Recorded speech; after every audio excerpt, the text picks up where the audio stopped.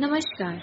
आज मैं अंशिका गहरवाल, बीएलए द्वितीय वर्ष की छात्रा, आपके समक्ष लीलाधर मंडलोई की एक बहुत सुंदर रचना तंतारा वामेरो कथा लेकर प्रस्तुत हूँ। परंतु इस कथा को आरंभ करने से पहले मैं लीलाधर मंडलोई यानी कि इस कथा के लेखक के बारे में संक्षेप में कुछ बताना चाहूंगी। 1954 की जन्माष्टमी के दिन छिंदवाड़ा जिले के एक छोटे से गांव बूढ़ी में जन्मे लीलाधर मंडलोई की शिक्षा दीक्षा भोपाल और रायपुर में हुई।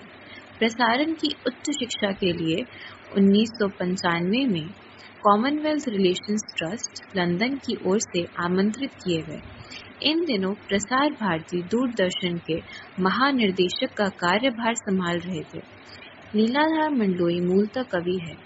उनकी कविताओं में छत्तीसगढ़ अंचल की बोली की मिठास और वहाँ के जनजीवन का सजीव चित्रण है।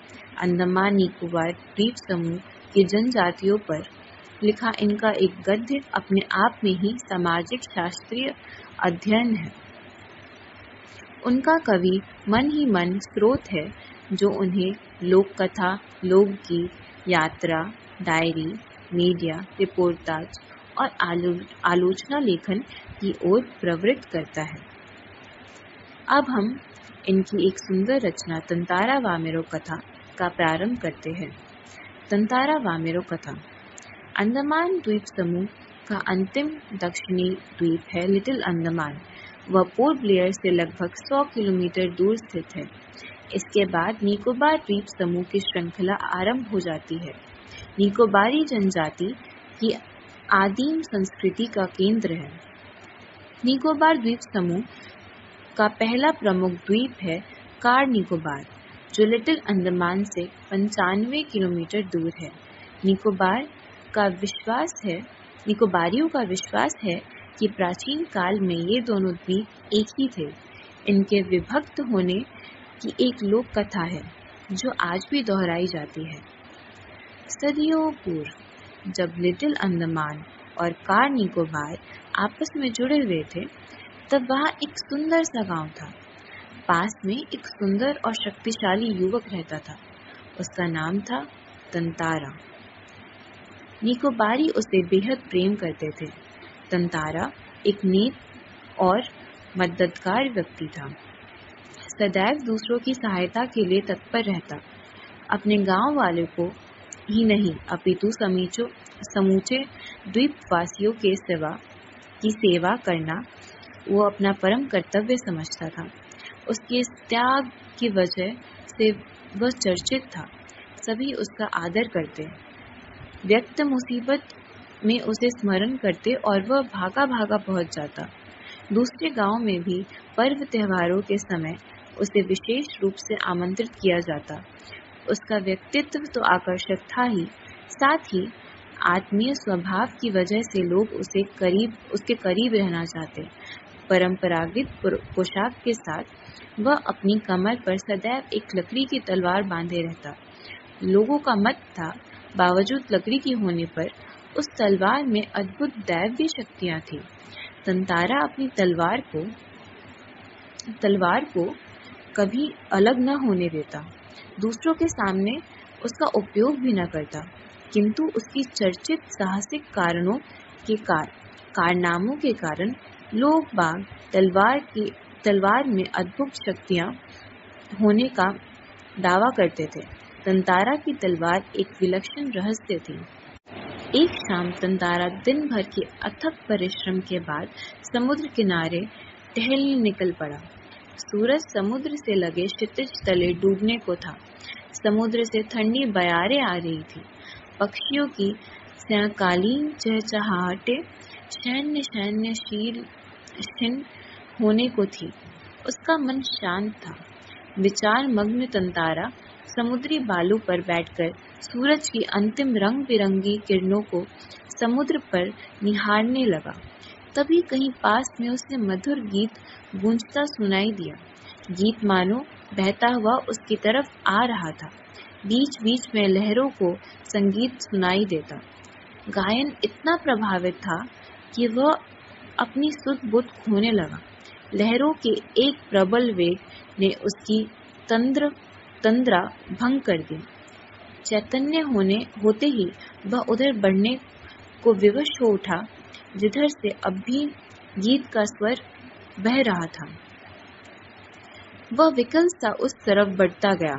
अंततः उसकी नजर एक युवती पर पड़ी जो ढलती हुई शाम के सौंदर्य में बेसुध एकटक समुद्र के देह पर डूबती आकर्षक रंगों को निहारते हुए गा रही थी। यह एक श्रृंगार गीत था। उसे ज्ञात ही न हो सका कि कोई अजनबी युवक उसे निःशब्द तके जा रहा था। एकाएक एक ऊंची लहर उठी और उसे भिगो गई। वह हड़बड़ाहट में गाना भूल गई। इससे पहले कि वह सामान्य हो पाती, उसे अपने कानों में गूंजती गंभीर आकर्षक आवाज सुनी। तुमने एकाएक इतना मधुर गाना अधूरा क्यों छोड़ दिया? तंतारा ने विनम्रता पूर्वक पूछा। अपने सामने एक सुंदर युवक को देखकर वह विस्मित हुई। उसके भीतर किसी कोमल भावना का संचार हुआ, किंतु अपने को संयंत्र उसने बेरुखी के साथ जवाब दिया। पहले बताओ, तुम कौन हो? इस तरह मुझे घूरने और इधर इस असंगत प्रश्न का कारण? अपने गांव के अलावा किसी और गांव के युवक के प्रश्नों का उत्तर देने को मैं बाध्य नहीं हूँ, यह तुम भी जानते हो। तंतारा मानो सुध-बुध खोए हुए था। जवाब देने के स्थान पर उसने पुनः अपना प्रश्न दोहराया। तुमने गाना क्यों रोक दिया? गाओ, गीत पूरा करो। सचमुच तुमने बहुत सुरीलापन पाया है।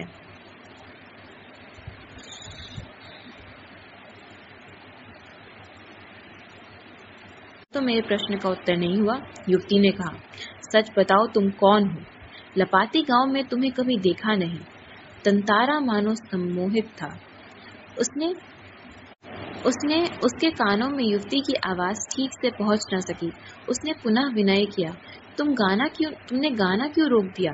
गाओ ना। युवती झल्ला उठी। वह कुछ और सोचने लगी। अंततः उसने निश्चय पूर्वक एक बार पुनः लगभग विरोध करते हुए कड़े स्वर में कहा, ढीठता की हद होती है। मैं जब से परिचय पूछ रही हूँ, तुम बस एक ही राग अलाप रहे हो। गीत गाओ, आखिर क्यों? क्या तुम्हें गांव का नियम मालूम नहीं? इतना बोलकर वह जाने के लिए तेजी से मुड़ी। तंतारा को मानो कुछ होश आया। उसने अपनी गलती का एहसास हुआ। उसने सामने जाकर उस युवती का रास्ता रोका। मानो गिड़गिड़ाने लगा, मुझे माफ कर दो। जीवन में पहली बार मैं इस तरह विचलित हुआ हूँ। तुम्हें देखकर मेरी चेतना लुप्त हो गई है। मैं तुम्हारा रास्ता छोड़ दूंगा, बस अपना नाम बता दो। तंतारा ने विवशता में आग्रह किया। उसकी आंखें युवती के चेहरे पर केंद्रित थी। उसके चेहरे पर सच्ची विनय थी। वामीरो, एक रस खोलती आवाज उसके कानों में पहुंची। वामीरो, वाह कितना सुंदर नाम है। कल भी आओगी ना यहाँ? तंतारा ने याचना भरे स्वर में कहा। नहीं, शायद कभी नहीं, वामीरो ने अन्यमनस्कता पूर्वक कहा और झटके से लपाती की तरफ बेसुध सी दौड़ती पड़ी। पीछे तंतारा के वाक्य गूंज रहे थे। वामीरो, मेरा नाम तंतारा है। कल मैं इस चट्टान पर प्रतीक्षा करूंगा। तुम्हारी बाट जोहूंगा, जरूर आना। वामीरो रुकी नहीं, भागती ही गई। तंतारा उसे जाते हुए निहारता रहा। वामीरो घर पहुंचकर भीतर ही भीतर कुछ बेचैनी महसूस करने लगी। उसके भीतर तंतारा से मुक्त होने की एक झूठी झटपटाहट थी। एक छल्लाहट में उसने दरवाजा बंद किया और मन को किसी और दिशा में ले जाने का प्रयास किया। बार बार तंतारा का याचना भरा चेहरा उसकी आंखों में तैर जाता। उसने तंतारा के बारे में कई कहानियां सुनी थी। उसकी कल्पना में वह एक अद्भुत साहसी युवक था, किंतु वह तंतारा उसके सम्मुख एक अलग रूप में आया। सुंदर, बलिष्ठ, किंतु बेहद शांत, सभ्य और भोला। उसका व्यक्तित्व कदाचित वैसा ही था जैसा उसने अपनी जीवन साथी के बारे में सोचा था, किंतु एक दूसरे गांव के युवक के साथ यह संबंध परंपरा के विरुद्ध था। अतएव उसने